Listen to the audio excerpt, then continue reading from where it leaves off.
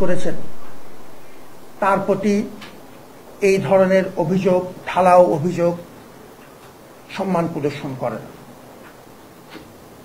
আমাদের এর পরেও আমরা প্রতিটি অভিযোগকে গুরুত্বের সাথে নেই, কারণ যে কোনো শিক্ষার্থী, ভোটার, ঢাকা বিশ্ববিদ্যালয়ের সাথে সংশ্লিষ্ট ব্যক্তির এই গণতান্ত্রিক সমাজে অভিযোগ করার অধিকার আছে, সেটিকে আমরা সম্মান করি এবং ডাকসুর বিধি অনুযায়ী যেটা আমরা বলেছি প্রত্যেকটি অভিযোগ আমরা পূর্ণ আন্তরিকতার সাথে খতিয়ে দেখেছি এবং এই ক্ষেত্রেও এই যে অভিযোগটি এসছে শেষে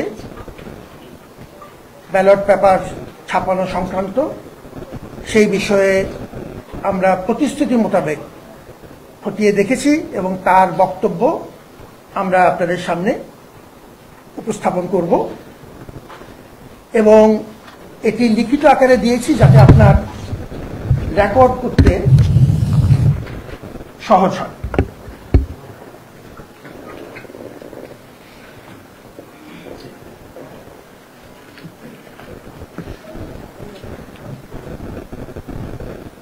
বিভিন্ন গণমাধ্যমে ডাকসু ও হল সংসদ নির্বাচনে ব্যালট ছাপানোর স্থান ও সংখ্যা নিয়ে প্রকাশিত প্রতিবেদনের পরিপ্রেক্ষিতে আমাদের প্রতিশ্রুতি অনুযায়ী বিষয়টি খতিয়ে দেখে আপনাদের সামনে বিস্তারিত কিছু তথ্য উপস্থাপন করছি। ইতিপূর্বে আমরা আপনাদেরকে যেমন জানিয়েছিলাম যে সমস্ত নিয়ম মেনে একটি প্রতিযোগিতামূলক দরপত্র আহ্বানের মাধ্যমে একটি অভিজ্ঞ প্রতিষ্ঠানকে ব্যালট পেপার ছাপানোর দায়িত্ব প্রদান করা হয়েছে। রেকর্ড সংখ্যক ভোটার এবং প্রার্থীর বিবেচনা করে এবার দ্রুততম সময়ে নির্ধারিত পরিমাণ ব্যালট ছাপানোর স্বার্থে আমাদের যে মূল ভেন্ডর ছিলেন তার সাথে সমযোগ্য আরেকটি সহযোগী প্রতিষ্ঠানকে একই টেন্ডারের অধীনে আমরা বিস্তারিত আলোচনা করে বিশ্ববিদ্যালয় প্রশাসন, আমাদের ইলেকশন কমিশন এবং সরবরাহকারী প্রতিষ্ঠান তার অধীনে সম্পৃক্ত হবার আমরা অনুমতি দিয়েছিলাম। নীলক্ষেতে ব্যালট ছাপানোর তথ্যটি বিশ্ববিদ্যালয় কর্তৃপক্ষকে উক্ত সহযোগী ভেন্ডর অবহিত করেননি। বিশ্ববিদ্যালয় কর্তৃপক্ষকে অবহিত না করার জন্য তিনি একটি বিস্তারিত লিখিত ব্যাখ্যা দিয়েছেন, সে ব্যাখ্যাটি আমাদের কাছে আছে। আমি আইনগত কারণে আপনাদেরকে ভেন্ডরের নাম বলতে পারছি না, যেহেতু আমাদের আইনগত বাধা আছে, কিন্তু আপনারা নামগুলো ইতিমধ্যে জানেন, সেটি সংবাদ মাধ্যমে বহুবার এসছে। বিশ্ববিদ্যালয় কর্তৃপক্ষকে এই যে নীলক্ষেতে ছাপানোর বিষয়টি অবহিত তিনি করেননি, সেই ব্যাপারে তার একটা ব্যাখ্যা দিয়েছে। সেই ব্যাখ্যাটি তার লিখিত বক্তব্য থেকে আমি কিছু কিছু অংশ আপনাকে পড়ে শোনাচ্ছি। উক্ত সহযোগী ভেন্ডরের তথ্য অনুযায়ী সহযোগী প্রতিষ্ঠান নীলক্ষেতে 22 রিম কাগজ দিয়ে 88,000 ব্যালট ছাপায়, যা থেকে প্রিন্টিং, কাটিং, প্রি স্ক্যান পর্ব শেষে নির্দিষ্ট পরিমাণে ব্যালট প্যাকেটে সিল গালা করে 86,432টি ব্যালট সরবরাহযোগ্য করা হয়। আমার মাই মিস্টেক, এটা একটু আমার করতে ভুল হয়েছে। 86,243টি ব্যালট সরবরাহযোগ্য করা হয়, এটি আপনাকে লিখিতভাবে দেওয়া হবে, সুতরাং রেকর্ড থাকবে। এবং অতিরিক্ত ব্যালটগুলি প্রচলিত পদ্ধতিতে নষ্ট করে ফেলা হয়। ভেন্ডর আরও আমাদেরকে জানায় যে নীলক্ষেতে কাটিং শেষে প্রি স্ক্যান ও পরবর্তী কার্যক্রমের জন্য তারা তাদের মূল অফিসে এনে প্রি স্ক্যান সম্পন্ন করে নির্দিষ্ট পরিমাণে প্যাকেট ভরে সিলগালা করে বিশ্ববিদ্যালয়কে সরবরাহ করে। তারা আরও জানায় যে তারা ব্যালট প্রস্তুতকরণ প্রক্রিয়ায় ও আনা নেয়ার চুক্তি মোতাবেক সর্বোচ্চ নিরাপত্তা নিশ্চিত করেছে। ব্যস্ততার কারণে কর্তৃপক্ষকে তারা নীলক্ষেতে ব্যালট প্রিন্টিং ও কাটিং এর বিষয়টি জানাতে ভুলে যায় বলে তারা স্বীকার করে। এটি খুব পরিষ্কারভাবে অনুধাবনযোগ্য যে এবং প্রণিধানযোগ্য যে ব্যালট পেপার ছাপানোর স্থান বা সংখ্যা সুষ্ঠু নির্বাচনকে কোনোভাবে প্রভাবিত করে না, কারণ ব্যালট পেপার ভোটের জন্য পুরোপুরি প্রস্তুত করতে কয়েকটি ধাপ সম্পন্ন করতে হয়। ব্যালট পেপারটি ছাপানোর পর তা নির্দিষ্ট পরিমাণে কাটিং করতে হয়, তারপর সুরক্ষা কোড আরোপ করে OMR মেশিনে প্রি স্ক্যান করে তা মেশিনে পাঠযোগ্য হিসাবে প্রস্তুত করতে হয়। এরপর চিফ রিটার্নিং কর্মকর্তা সিল সহ স্বাক্ষর ও কেন্দ্রের দায়িত্বপ্রাপ্ত রিটার্নিং অফিসার স্বাক্ষরযুক্ত হলেই তা ভোট গ্রহণের জন্য উপযুক্ত হয়। এ সমস্ত প্রক্রিয়া সম্পন্ন করেই পূর্ণ সতর্কতা এবং ডিউ ডিলিজেন্স বজিয়ে রেখে ভোট গ্রহণ করা হয়েছে। কার্যাদেশ অনুযায়ী উপরে বর্ণিত প্রক্রিয়ায়, যেটি এখন আমরা বর্ণনা করলাম, চূড়ান্তভাবে 2,39,244টি ব্যালট ভোট গ্রহণের জন্য প্রস্তুত করা হয়। মোট ভোটার 39,874 এবং প্রতি ভোটারের জন্য 6টি করে ব্যালট। সেই হিসেবে 2,39,244টি ব্যালট আমরা ভোট গ্রহণের জন্য প্রস্তুত করি। মোট ভোট দিয়েছেন 29,821 জন ভোটার। মোট ব্যালট ব্যবহার হয়েছে 1,78,926টি। অবশিষ্ট ব্যালট 60,318। উপরোক্ত অভিযোগের পরিপ্রেক্ষিতে সিসিটিভি ফুটেজ এবং ভোটারদের স্বাক্ষরিত তালিকার বিষয়টি আবারও সামনে এসেছে। এই অনুরোধটি আগেও ছিল, আমরা তার ব্যাখ্যা দিয়েছিলাম। আবার নতুন করে উপরোক্ত এই অভিযোগটির পরিপ্রেক্ষিতে এটি নতুন করে আবার আলোচনা এসেছে।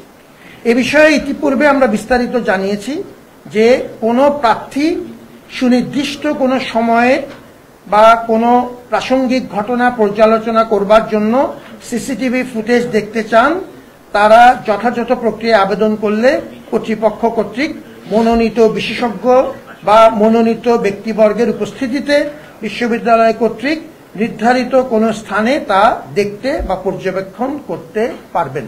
সিসিটিভি ফুটেজ নির্ধারিত প্রক্রিয়ায় দেখা যাবে, এটি আমরা পুনর্ব্যক্ত করছি।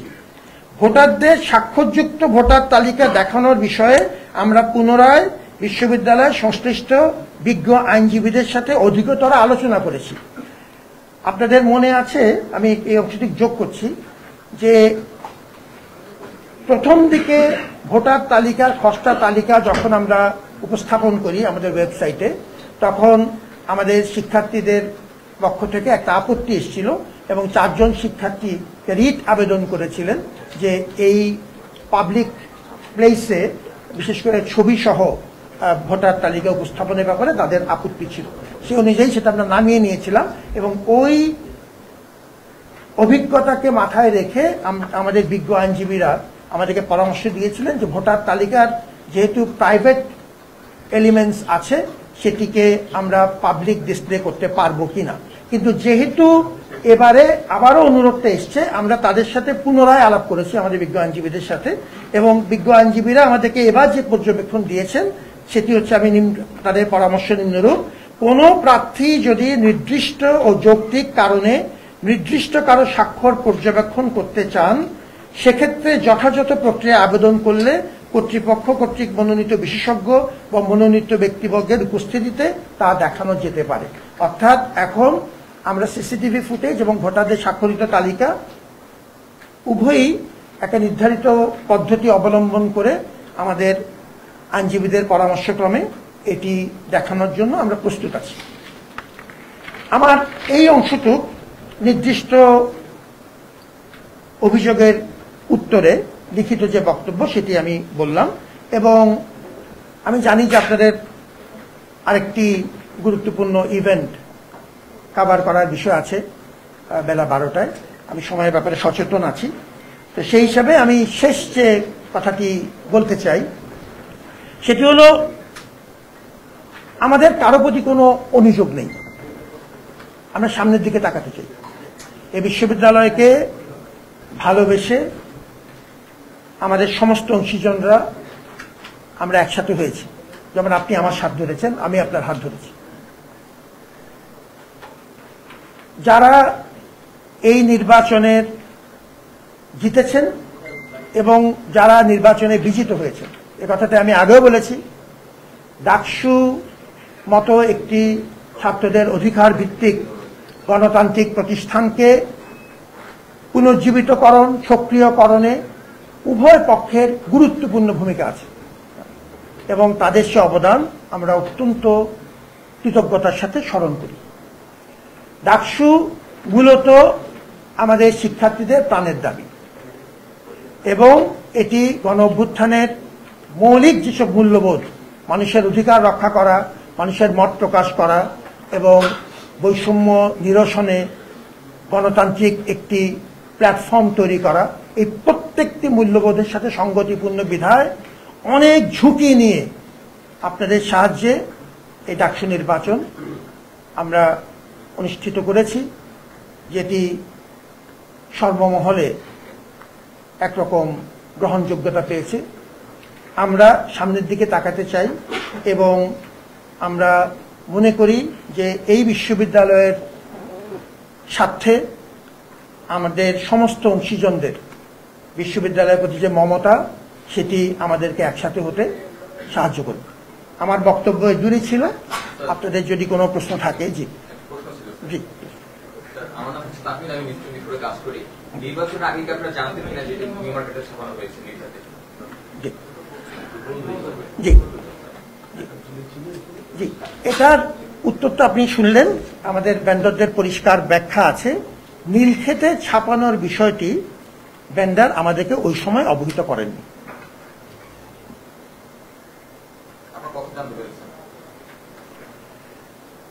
এটা তো আপনি লিখিত দেখলেন। আমরা যখন এই বিষয়ে অভিযোগ পেলাম, আমরা তাকে অফিসিয়ালি তলব করলাম এবং তাকে যখন কারণ দর্শিয়ে ব্যাখ্যা চাওয়া হলো, সেই ব্যাখ্যার পরিপ্রেক্ষিতে এই তথ্য এসেছে।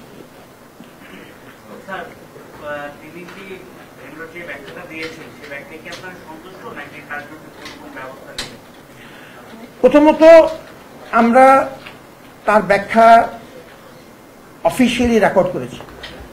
পদ্ধতিগত পদ্ধতিতে তাকে রেপ্রিমেন্ড বা আমাদের প্রচলিত সরবরাহকারী প্রতিষ্ঠানদের বিষয়ে আমাদের প্রকিউরমেন্টের যে স্পেসিফিক রুলস আছে সেই ব্যাপারে আমরা পরামর্শ করব এবং তার বিচ্যুতির বিষয়টি অবশ্যই আমরা খতিয়ে দেব।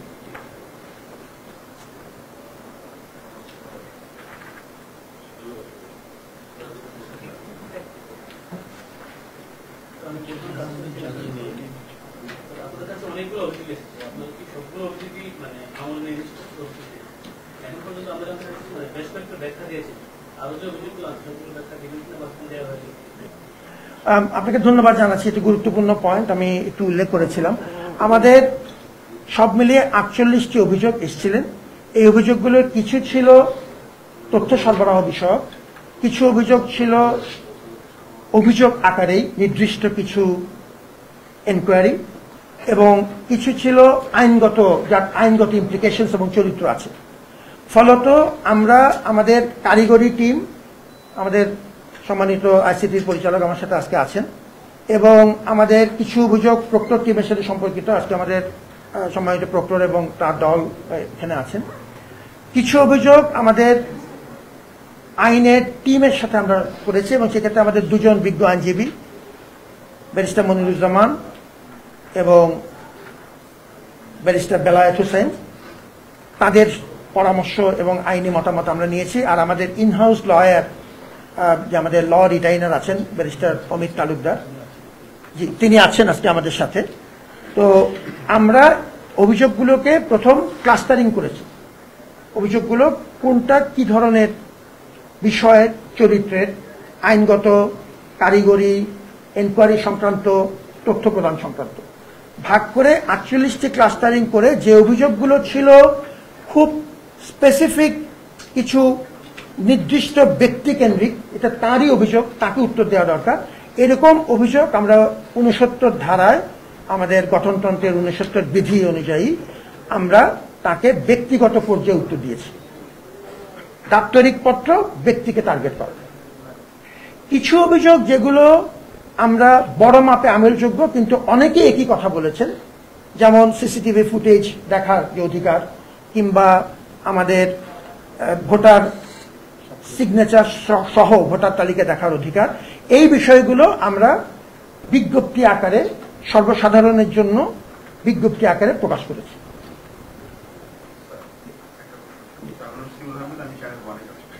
আপনি আগের প্রশ্ন উত্তরে বললেন যে একটা বিচ্যুতি হয়েছে বেঙ্গলের, এটা আসলে ক্ষতির বিচ্যুতিটা কি?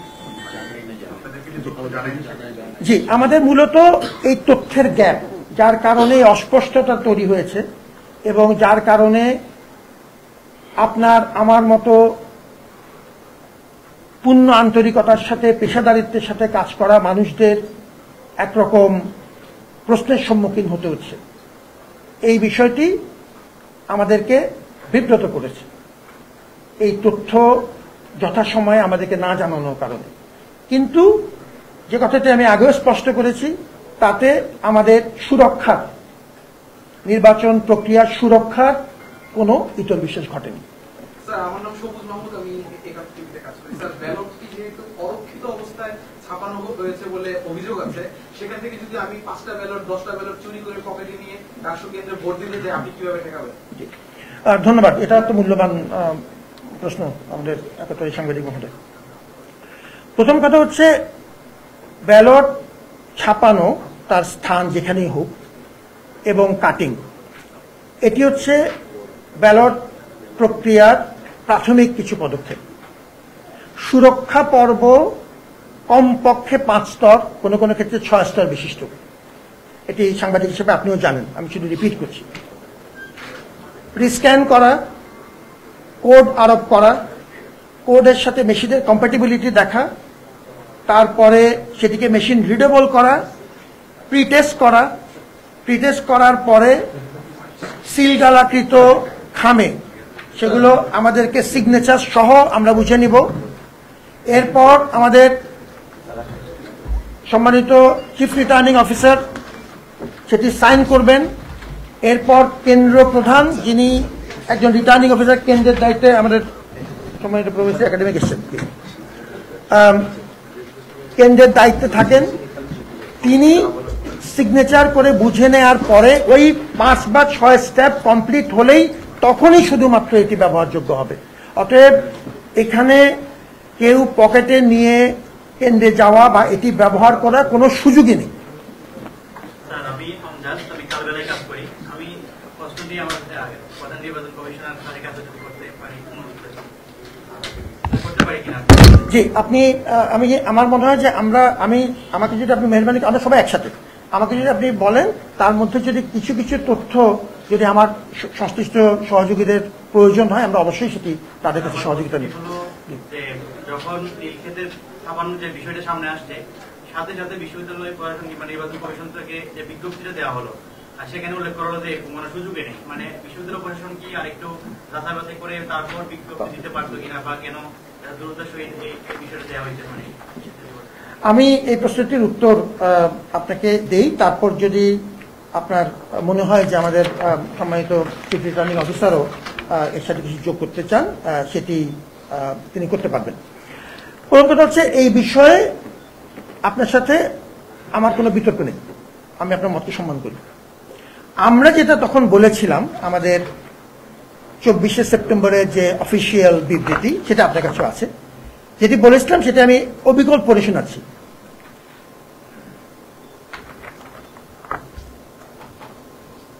যে ওএমআর মেশিনে স্ক্যানিং করে ব্যালট পেপার ছাপানোর কাজ সম্পন্ন করা হয়, তা নীলক্ষেতের কোনো দোকানে সম্ভব নয়। তার আগের লাইনটি হচ্ছে, দায়িত্বপ্রাপ্ত প্রতিষ্ঠান ব্যালট পেপার ছাপানোর পর নির্দিষ্ট পরিমাণ কাটিং করে তা ওএমআর মেশিনে প্রি স্ক্যানিং পূর্বক মেশিনের পাঠযোগ্যতা নিশ্চিত করে, অর্থাৎ মেশিন রিডেবিলিটি করে সিলগালাকৃত প্যাকেটে সরবরাহ করেন। আই রিপিট, যে ওএমআর মেশিনে স্ক্যানিং করে ব্যালট পেপার ছাপানোর কাজ সম্পন্ন করা হয়, তা নীলক্ষেতের কোনো দোকানে সম্ভব নয়। আমরা এই স্পেসিফিকলি এই পয়েন্টটি বলেছি যে এই সুরক্ষা পর্বটির যে স্টেপগুলো, যেগুলো আপনি জানেন, আমরা একটু আগে বর্ণনা করলাম, সেটি নীলক্ষেতের দোকানে সম্ভব নয়, সেটি মূল অফিসে নিয়ে যেয়েই করা হয়েছে। আর আমি আপনার সাথে ওই ব্যাপারে পুরোপুরি একমত যে ওই সময় নীলক্ষেতের তথ্যটি সরবরাহকারী আমাদেরকে জানায়নি। তবে আপনি প্রশ্নটি করেছেন অত্যন্ত মূল্যবান, কারণ এটি নিয়ে অনেক রকম বিভ্রান্তি হতে পারে। আমাকে অনেক বেশি ধন্যবাদ। জি,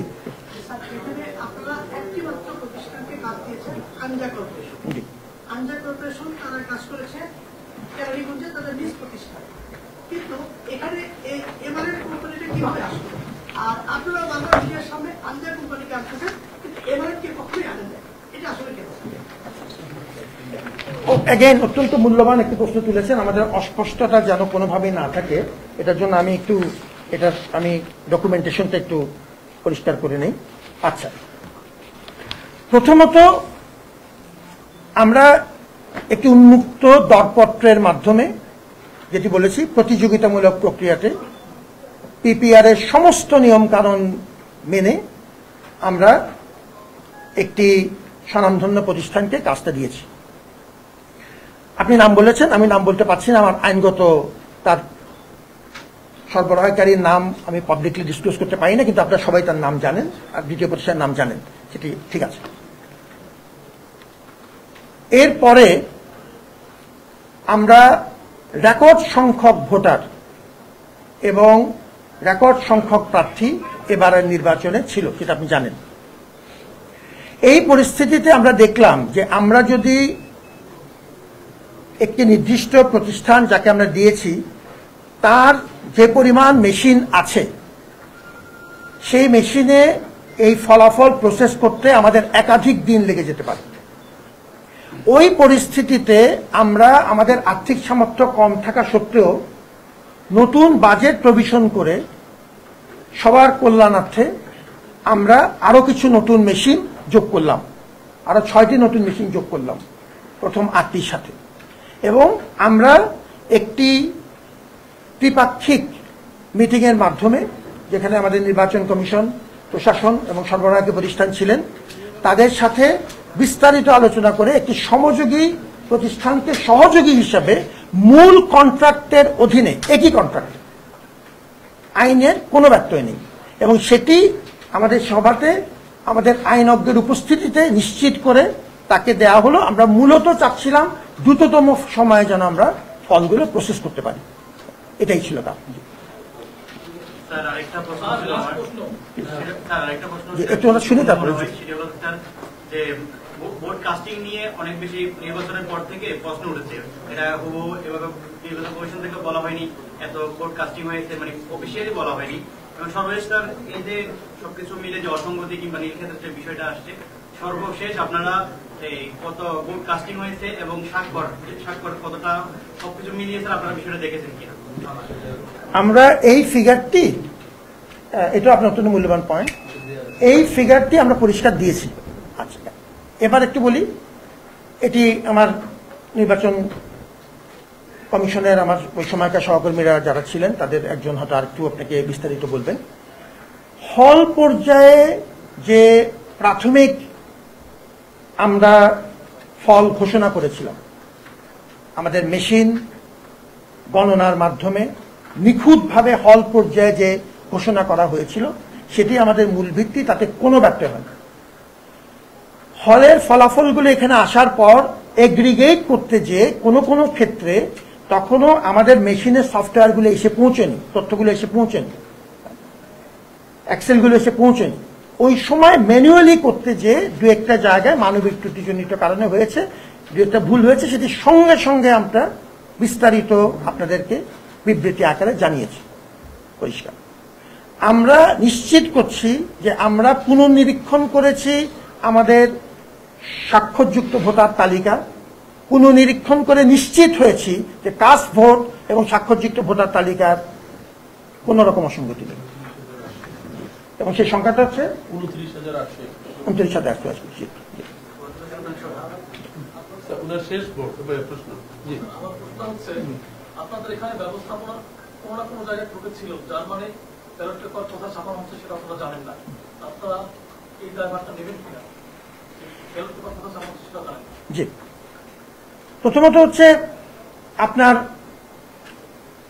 যে মতামত, বিশ্লেষণ বা মূল্যায়ন, যে এটা দায়ভার কার উপর পড়বে, এটা নিয়ে আমার কোনো বিতর্ক নেই।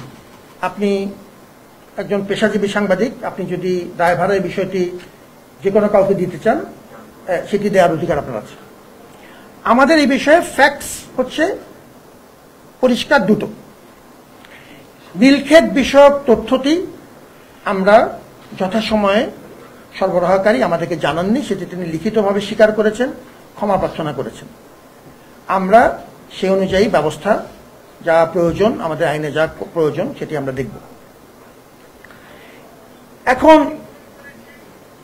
আমাদের যদি আপনি ইমপ্রুভমেন্টের পয়েন্ট অফ ভিউ বলেন, আরো কি ভালো করা যেত, আমি আপনার সাথে পুরোপুরি একমত। আরো ভালো করা যেত, আরো ভালো করার সুযোগ যদি থাকে সেটা করতে পারতাম। আমাদের তরফ থেকে সুরক্ষা পর্বে ন্যূনতম কোনো বিচ্যুতি হয়নি। সুরক্ষা পর্বে আমরা নিয়মিতভাবে মূল অফিসের সাথে যোগাযোগ রেখেছি।